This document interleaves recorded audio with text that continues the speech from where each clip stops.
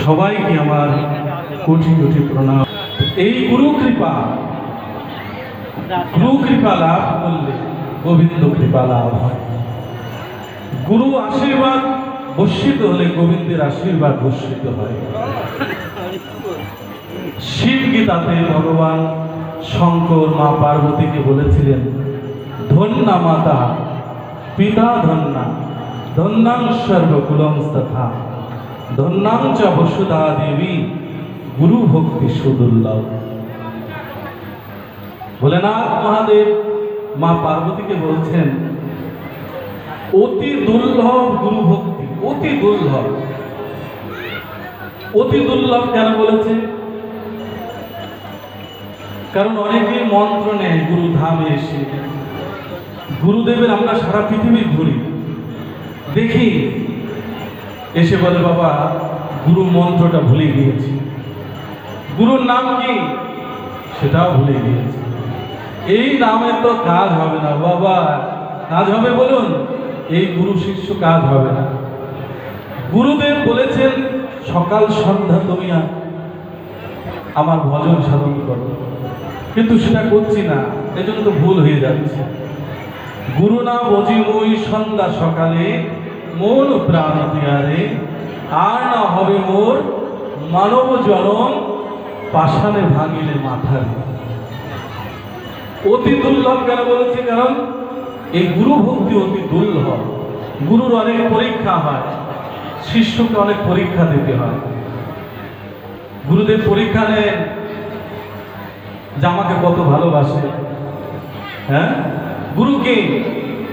গুরু শ্রী দেহ, দেহ তো অনিত্য দেহ, কিন্তু গুরু ব্রহ্মা, গুরু বিষ্ণু, গুরুদেব মহেশ্বর, গুরুদেব পরম ব্রহ্ম তস্मै শ্রী গুরুবে নমঃ। গুরুকে মনুষ্য জ্ঞান কব না করি। এই অতি দুর্লভ গুরু ভক্তি যার হৃদয়ে জন্মিয়াছে সে ধন্য। যে মা বাবার গর্ভে জন্ম নিয়েছে সেই মা বাবা ধন্য। যে বসুমতীতে জন্ম নিয়েছে সেই মা বসুমতী ধন্য। এই জন্য অতি দুর্লভ ভক্তি যার হৃদয়ে জন্মিয়াছে সে ধন্য। তা আমি এসেছি এই বাবার চরণ ধুলি নেওয়ার জন্য, এবং মনে মনে চিন্তা করেছিলাম এই উত্তম বাবাদের সাথে একদিন এসেছিলাম, আমার আশা হয় না, সৌভাগ্য হয় না, আমি অধম পামর অভাজন। তো উত্তম বাবাদের সাথে এসে এরা মতো মহতের সান্নিধ্য লাভ করেছি। তা আমি ভাবলাম যে ইনার যারা ভক্ত আছে, বাবার যারা ভক্ত আছেন, তাদেরও একটু চরণ ধুলি আমি দিলে যদি আমার জীবনে একটু প্রেম ভক্তি হয়। কারণ শাস্ত্রে বলে আমার মতে আমার নাম বড়, নাম হতে ভক্ত বড়, ভক্ত হতে ভক্তের চরণ আরো বড়।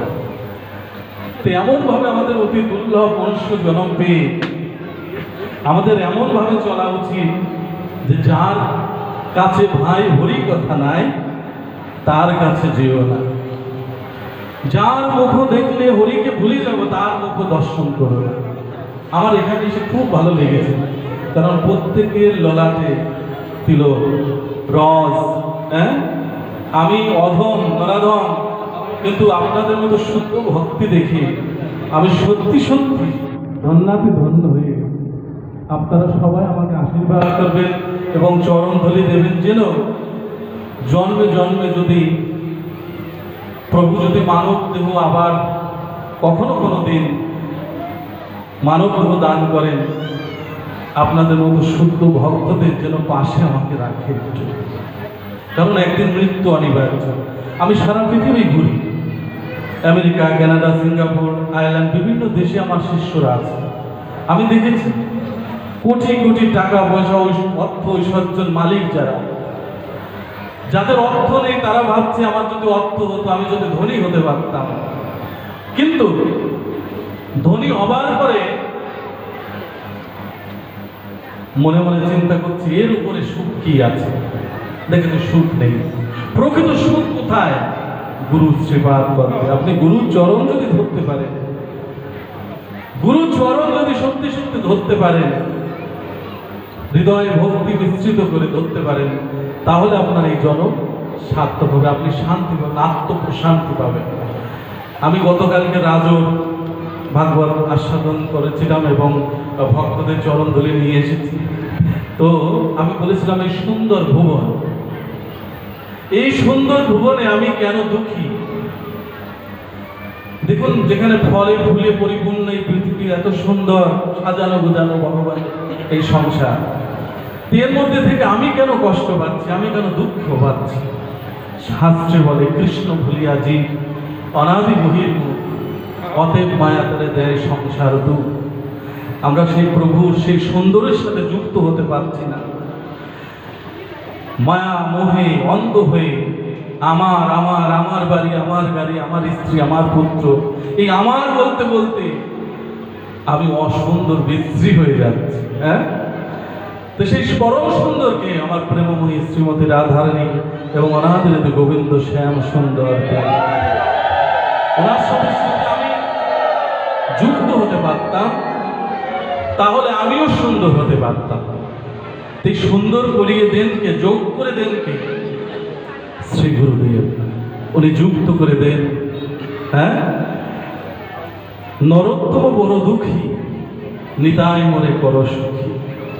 হ্যাঁ, তো যাই হোক, অনেক কথা অল্পক্ষণের মধ্যে তো ভাগবত কথা হয় না, সারা রাত দিন বললেও এই অমৃত তুল্য কথা, প্রেমময়ের কথা বিশ্রাম হয় না। তবু দু চারটে কথা আপনাদের কৃপায় যদি আমার মধ্যে দিয়ে, অদমের মুখ দিয়ে, বদন দিয়ে কিছু আস্বাদন হয়। তবে একটা কথা বলি, আজ রাধা অষ্টমী উপলক্ষে কিছু কথা আমরা আস্বাদন করতে চাই। যেমন গঙ্গা জলে স্নান করলে আপনার দেহ শুদ্ধ হবে, কিন্তু মন কখনো শুদ্ধ হবে না। হবে কি বলুন? তাই যদি হবে, গঙ্গার ঘাটে গিয়ে দেখবেন হিংসা বিদ্বেষ আছে। আপনার শত্রু পক্ষ স্নান করতে গিয়েছে, গঙ্গার ঘাটে গিয়ে দেখা হয়ে গেছে তার সাথে, মনে মনে চিন্তা করছেন ওই শত্রু আগে স্নান করে উঠিয়ে নিক, তারপরে আমি স্নান করবো। দেখুন, গঙ্গার ঘাটে গিয়ে আপনার দুঃখ, হ্যাঁ, হিংসা, অহংকার, বিদ্বেষ। এই জন্য গঙ্গার জলে ডুব দিলে আপনার দেহ শুদ্ধ হতে পারে, কিন্তু আত্মশুদ্ধ হবে না। এই আত্মশুদ্ধ হবে কি করলে বলুন তো? এই কৃষ্ণ নাম শ্রবণ করলে, কৃষ্ণ প্রেম আস্বাদন করলে, হ্যাঁ, হরিনাম আস্বাদন করলে, এই হরিকথা আস্বাদন করলে আপনার আত্মস্নান হয়ে যাবে। আজকে আপনারা রাধাষ্টমী যারা এখানে উপস্থিত হয়েছেন গুরুধামে, হ্যাঁ, এখানে রাধাষ্টমী, আবার শ্রীগুরু দর্শন লাভ করেছেন আপনারা, আজকে আপনাদের পরিপূর্ণতা স্নান হবে, আত্মস্নান।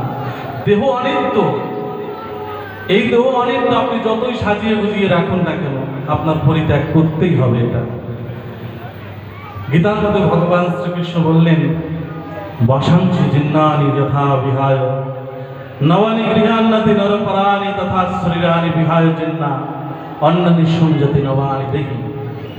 মানুষ যেমন পুরাতন বস্ত্র পরিত্যাগ করে নতুন বস্ত্র পরিধান করে, তদ্রূপভাবে আত্মাও পুরাতন শরীর পরিত্যাগ করে নতুন শরীর ধারণ করে। এই জন্য আমাদের আত্মসুখেই সুখী হওয়া উচিত। হ্যাঁ, আত্মসুখের জন্যই আমরা এই সাধু সঙ্গ করি। টাকা পয়সা আছে বস্তা ভরা আপনার সামনে, কিন্তু আপনার সুখ নেই। হ্যাঁ, কারণ আপনার মনটা কৃষ্ণ পদে মতি নেই। যে সুখের আধার সেই গোবিন্দের চরণে আপনার মন নেই, আপনার মন রয়েছে অন্য জায়গায়। হ্যাঁ, একজন মৃত ব্যক্তির কাছে আপনি যদি বস্তা ভরা টাকা পয়সা, ঐশ্বর্য, হ্যাঁ, সুন্দরী স্ত্রী, পুত্র কন্যা সবাইকে রেখে দেন, ওর কিন্তু ভালো লাগবে না। লাগবে ওই মুহূর্তে তার মুখ দিয়ে বের হচ্ছে না, শক্তি সামর্থ্য নেই যে কে কোথায় আছো, একটু কৃষ্ণ ভক্ত, এসে আমার কর্ণে একটু মধুমাখা কৃষ্ণ নাম দিয়ে যাও। শেষের দিনে ওই আত্মসুখ হচ্ছে একমাত্র মধুমাখা কৃষ্ণ নাম। কারণ আপনাকে দেহ ছাড়তেই হবে, মৃত্যু অনিবার্য, এ দেহ অনিত্য, আপনাকে ছাড়তেই হবে। তো যাই হোক, এই আত্মসুখে আত্মস্নান আমরা আজকে করবো রাধা নাম নিয়ে। সবাই বলুন রাধে রাধে।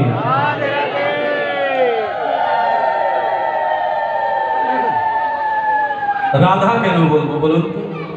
এই বদন দিয়ে শ্রী রাধা কেন বলবো? মনোযোগ সহকারে আপনারা শ্রবণ করুন। রাধা কেন বলতে হয় মুখ দিয়ে? শ্রীমতী রাধারানী